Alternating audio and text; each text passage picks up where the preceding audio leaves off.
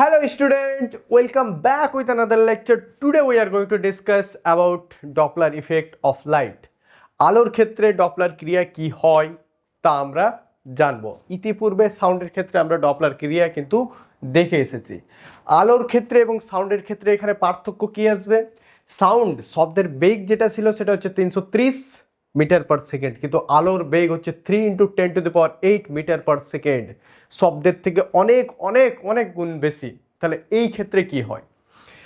আলোর যখন ডপলার ক্রিয়া আলোচনা করব তখন আমরা এই ক্ষেত্রে বর্ণের বা রঙের পরিবর্তন দেখব। কালার কি হচ্ছে, শিফট হচ্ছে এখানে, ঠিক আছে?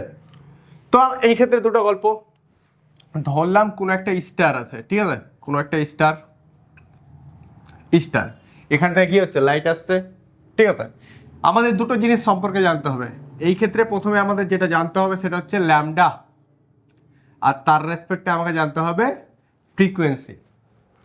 ধরলাম একটা স্টার আছে, এখান থেকে কি হচ্ছে, লাইট রিলিজ হচ্ছে। এখানে অবজারভার আছে, পৃথিবীতে কি আছে, এটা হচ্ছে আর্থ, ঠিক আছে, অবজারভার, ঠিক আছে। তাহলে এখান থেকে আলো বেরোচ্ছে, এটা হচ্ছে আমাদের কি উৎস হয়ে যাবে, আর এই ক্ষেত্রে এটা কি হয়ে যাবে, এটা আমাদের শ্রোতা হয়ে যাবে, বা এটা কি হচ্ছে, দর্শক নর্মালি এই ক্ষেত্রে দেখবে। যদি লাইট বেরোচ্ছে, এবার এই লাইটটা এই দিকে যদি যায়, দুটো কেস হতে পারে, হয় স্টার থেকে আলোটা লেফটে যেতে পারে বা রাইটে যেতে পারে, ঠিক আছে। সেম গাড়ি কি হচ্ছিল, গাড়ি প্রথমে আমার দিকে আসছিল বা আমার থেকে দূরে যাচ্ছিল, দুটো কেস, এই ক্ষেত্রেও দুটো কেস হতে হবে বা হবে নর্মালি। তাহলে আমরা আগে দেখি, আমরা একটু আগে পড়ে আসলাম V equal to F lambda, তাহলে এইখান থেকে আমরা যদি দেখি ল্যামডা ইকুয়াল টু 1/f বা v/f, তাহলে ল্যামডার সঙ্গে আমাদের যেটা সম্পর্ক হচ্ছে সেটা হচ্ছে 1/f। যদি তরঙ্গ দৈর্ঘ্য ইনক্রিজ হয় তাহলে ফ্রিকোয়েন্সি আমাদের কি হবে, কমবে। ফ্রিকোয়েন্সি যদি ইনক্রিজ হয় তাহলে তরঙ্গ দৈর্ঘ্য ল্যামডা যেটা আছে সেটা কিন্তু আমাদের, ফ্রিকোয়েন্সি যদি বৃদ্ধি পায় তাহলে ল্যামডা কি হয়ে যাবে, কমে যাবে, ঠিক আছে। তাহলে এখান থেকে একটা লাইট আসছে বা কোনো একটা অবজারভার আছে বা দর্শক আছে, সে যদি আলোর গতিবেগে বা আলোর অর্ধেক গতিবেগে যদি উৎসের দিকে আসে, আমি একটা মাইক্রোওয়েভ নিয়ে নিলাম, ঠিক আছে, মাইক্রোওয়েভ একটা সেট আপ করলাম, এখান থেকে মাইক্রোওয়েভ রিলিজ হচ্ছে, কোনো একটা ব্যক্তি c/2 ভেলোসিটিতে এর দিকে আসছে, ঠিক আছে। যে আলোটা বেরোচ্ছে, এক বর্ণের আলো যে বেরোচ্ছে সেটা কি চেঞ্জ, সেটার কি হবে, কালার কিন্তু চেঞ্জ হয়ে যাবে। তাহলে এইসব ঘটনায় কিন্তু এই ক্ষেত্রে আমরা দেখব। তাহলে যখন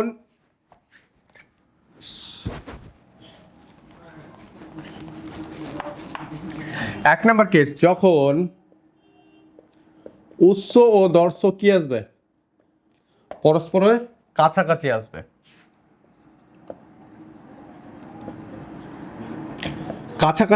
তখন কি ঘটনা ঘটবে, ঠিক আছে। যখন উৎস এবং দর্শক কি আছে, কাছাকাছি আসবে, এই ঘটনা তখনই পসিবল যখন যে কোনো একটা জিনিস, উৎস বা দর্শক কি হবে, আলোর গতিবেগ বা আলোর গতিবেগের অর্ধেক বেগে কি করবে, ছুটাছুটি করবে, সি অথবা c/2, মানে ভেলোসিটি অনেক অনেক বেশি হতে হবে, তখনই এই গল্প কিন্তু আমরা দেখতে পাবো। তাহলে উৎস এবং দর্শক যদি কাছাকাছি আসে তাহলে এক্ষেত্রে কি হবে, ফ্রিকোয়েন্সি বৃদ্ধি পাবে। আমরা দেখেছিলাম যদি গাড়ি এবং যে শ্রোতা কাছাকাছি আসে তাহলে কি আমরা বেশি শব্দ শুনতে পাই, তাহলে এই ক্ষেত্রেও কি হবে, ফ্রিকোয়েন্সি কিন্তু বৃদ্ধি পাবে। ফ্রিকোয়েন্সি যদি বৃদ্ধি পায় তাহলে কি হবে, ল্যামডা কমবে আস্তে আস্তে।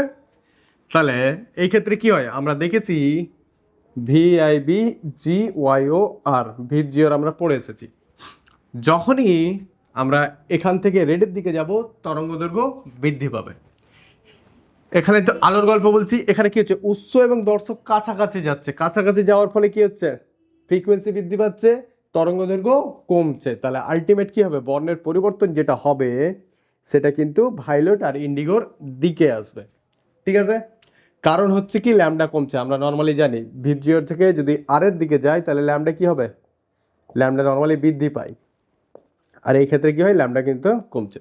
তাহলে উৎস আর দর্শক যখনই কাছাকাছি আসবে তখন আমাদের কি হবে, ফ্রিকোয়েন্সি বৃদ্ধি পাবে। ফ্রিকোয়েন্সি বৃদ্ধি পাওয়া মানে কি, ল্যামডার মান পরিবর্তন হবে বা কমে, আস্তে আস্তে ল্যামডার মান কি হবে, কমবে। যদি কমে তাহলে এই ক্ষেত্রে কি আছে, এই দিকে আসছে, তাহলে কি কালার যেটা আছে সেটা কিন্তু ভায়োলেট বা ইন্ডিগো যে আছে তার দিকে কিন্তু শিফট হয়ে যাবে।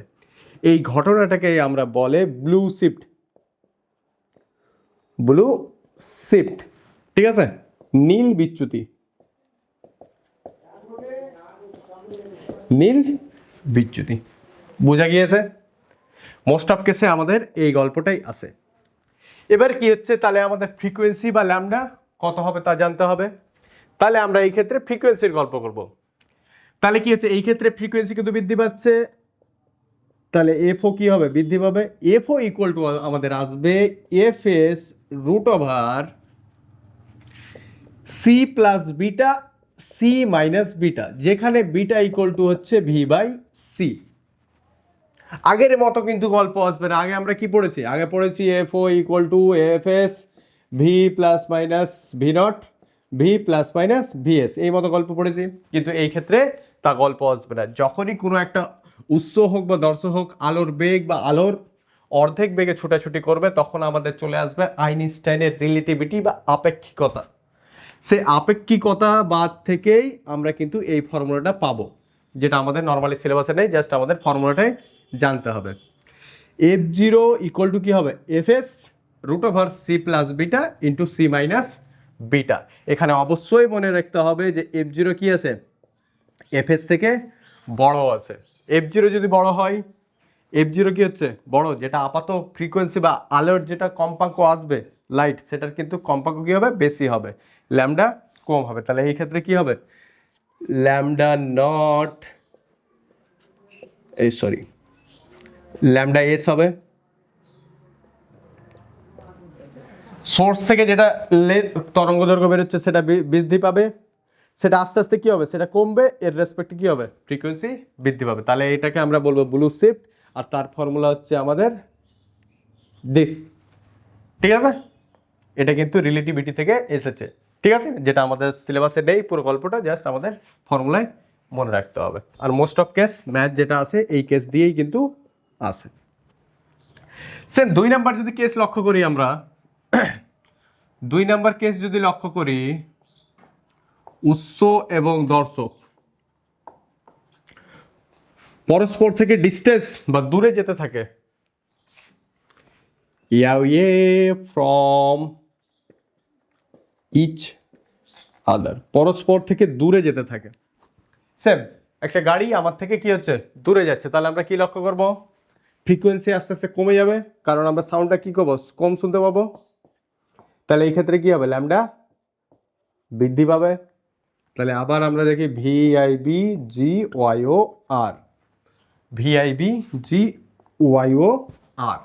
তাহলে এই ক্ষেত্রে কালার পরিবর্তনটা কোন দিকে শিফট হবে, যেহেতু ল্যামডার মান বৃদ্ধি পাচ্ছে, তাহলে এই দিকে কি হবে, রেডের দিকে কিন্তু বর্ণের পরিবর্তনটা আমরা দেখতে পাবো, ঠিক আছে, কারণ ফ্রিকোয়েন্সি আস্তে আস্তে কমবে, ল্যামডার মান আস্তে আস্তে বৃদ্ধি পাবে। তাহলে এই ক্ষেত্রে এটাকে বলে রেড শিফট, ঠিক আছে, রেড শিফট।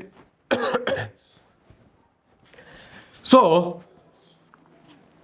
তাহলে এই ক্ষেত্রে আমাদের ফর্মুলা কি আসবে ফ্রিকোয়েন্সির, তাহলে এফ জিরো যদি ই করি, তাহলে এফ জিরোর মানে এই ক্ষেত্রে কমে যাবে, into F S root over, আগের ক্ষেত্রে কি ছিল, এটা পজিটিভ ছিল কাছাকাছি, এই ক্ষেত্রে কি হয়ে যাবে, দূরে যাচ্ছে সেহেতু নেগেটিভ, সি মাইনাস বিটা, এখানে কি হবে, সি প্লাস বিটা, ঠিক আছে। এই মানটা কি হচ্ছে, কমছে, তার ফলে কি হবে, এটা কমে যাবে। এই মানটা বৃদ্ধি পাওয়া মানে কি, এই মানটা কমে যাওয়া। আগের ক্ষেত্রে যদি লক্ষ্য করি, এই মানটা বৃদ্ধি পাচ্ছে মানে এফও বৃদ্ধি পাচ্ছে, এই মানটা কমছে মানে কি, এই মানটা বৃদ্ধি পাচ্ছে, কারণ ব্যস্তানুপাতিক, ঠিক আছে। কাছাকাছি আসবে ফলে কি আমরা সাউন্ড বেশি শুনতে পাবো, বা লাইটের ফ্রিকোয়েন্সি এই ক্ষেত্রে কি হবে, বেশি হবে। বেশি হওয়া মানে পজিটিভ, এটা হচ্ছে নেগেটিভ, সেই ক্ষেত্রে উল্টো কেস এটা। এই ক্ষেত্রে কি হবে, এই ক্ষেত্রে অবশ্যই মানটা কি হবে, আস্তে আস্তে ফ্রিকোয়েন্সির মানটা কমবে। তাহলে এই ক্ষেত্রে কি হবে, সোর্স থেকে যেটা সাউন্ড বেরোবে সেটা অবশ্যই বড় হবে, কার থেকে, যেটা আপাত কম্পাঙ্ক আছে সেই থেকে। তাহলে এই ক্ষেত্রে আমাদের ল্যামডা এস কি হয়ে যাবে, ল্যামডা এস ছোট হয়ে যাবে কার থেকে, ল্যামডা জিরো, ঠিক আছে। তাহলে এই হচ্ছে আমাদের নর্মাল গল্প। তাহলে এটাকে আমরা কি বলবো, রেড শিফট। যখন দূরে যাবে পরস্পর থেকে সেটা হচ্ছে, তাহলে এটা কি হচ্ছে, পরস্পর দূরে যাচ্ছে মানে কি ফ্রিকোয়েন্সি কমছে, তাহলে ল্যামডার মান বৃদ্ধি পাচ্ছে। আর আমরা জানি ভি থেকে আর এর দিকে যদি যাই তাহলে ল্যামডা কি হয়, ল্যামডার মান আস্তে আস্তে ইনক্রিজ করে। তাহলে এই ক্ষেত্রে এই গল্পটাকে আমরা বলবো রেড শিফট বা লাল বিচ্যুতি। ঠিক আছে, লাল বিচ্যুতি। আর সেই ক্ষেত্রে আমাদের রিলেটিভিটি গল্প থেকে যেটা ফ্রিকোয়েন্সি বা কম্পাঙ্ক পাবো সেটা হচ্ছে দিস, সেটা হচ্ছে দিস। এখান থেকে এফএস কিন্তু বেশি হবে, এফএস যদি বেশি হয় তাহলে ল্যামডা এস কি হবে, কম হবে, কারণ পরস্পর ব্যস্তানুপাতিক সম্পর্ক। তাহলে এটা তো আমরা কম্পাঙ্কের গল্প জানলাম, আমরা কি জানলাম, কম্পাঙ্কের গল্প জানলাম। তাহলে এবার ল্যামডার গল্প কত আসবে। ল্যামডার ক্ষেত্রে আমরা দেখব একটা ফর্মুলা আছে, সেটা হচ্ছে ল্যামডার পরিবর্তন equal to V by C into actual lambda. এটাকে বলে ডপলার শিফট। দুই কেসেই কিন্তু গল্প কিন্তু এই আসবে। ঠিক আছে, তাহলে আমরা এই গল্পটা এখন এখন আমরা দেখব ডপলার শিফট বা ডপলার পরিবর্তন।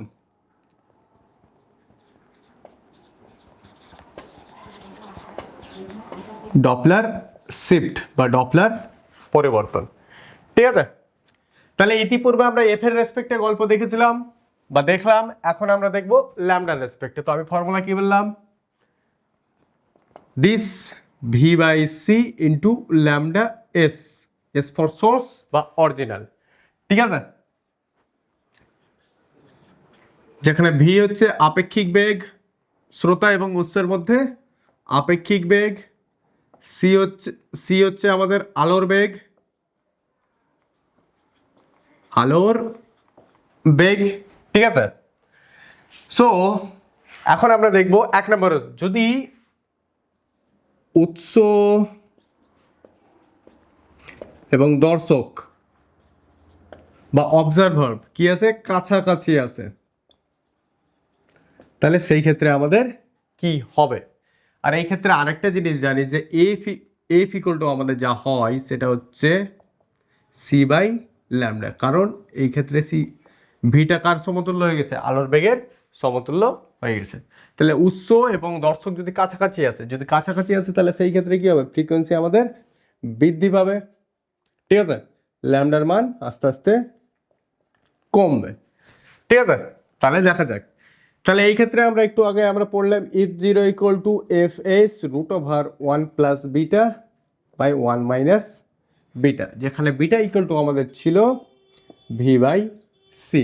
ঠিক আছে, সো আমরা গল্প করি এফ জিরো ইকুয়াল টু আমরা কি লিখতে পারি, C by lambda zero equal to C by lambda S.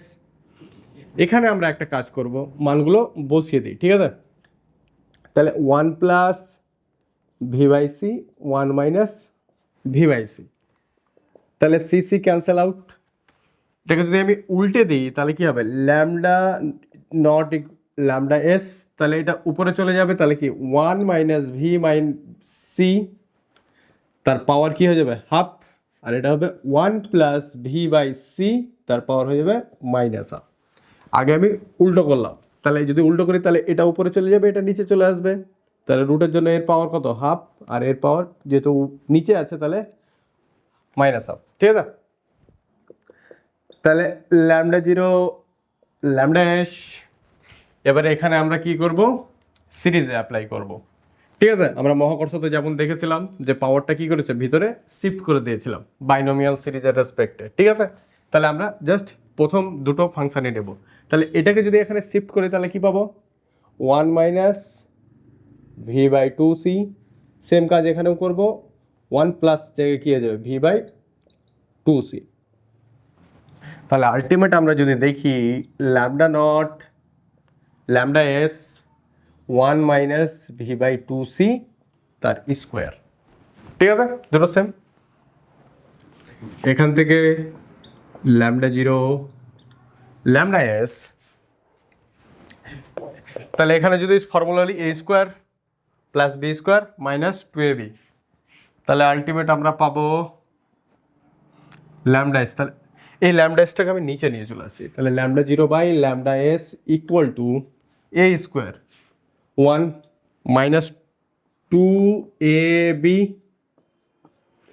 Plus B square V square two, তাহলে এটা কি হয়ে যাবে টু, এখানে কি আছে ভি বাই টু সি তার square A square plus two A B plus B square, তাহলে ফোর সি তার স্কোয়ার হয়ে যাবে। তাহলে কি এই টার্মটা অলরেডি আমাদের জিরো কাউন্ট করব, কারণ কি অনেক ছোট, সি তার স্কোয়ার আবার ওর 4 গুণ, ভি স্কোয়ার আছে, ভি ক্ষুদ্র মান, তাহলে আলটিমেট আমরা জিরো কনসিডার করবো। এখানে এখানে কি টু টু ক্যান্সেল আউট হয়ে গেল, তাহলে আমরা V naught V S one minus, তাহলে এখানে আমরা কি দেখব যে কী পেলাম ভি সি, ওয়ানটা এই সাইডে যদি চলে আসে বা আমরা কি করলাম ভি বাই সি এই দিকে চলে আসলো, ওয়ান মাইনাস দিস দিস, তাহলে V by C equal to কী হবে V S V naught lambda naught, তাহলে আলটিমেট আমরা কি পাবো, এটাকে কি বলবো ডেল।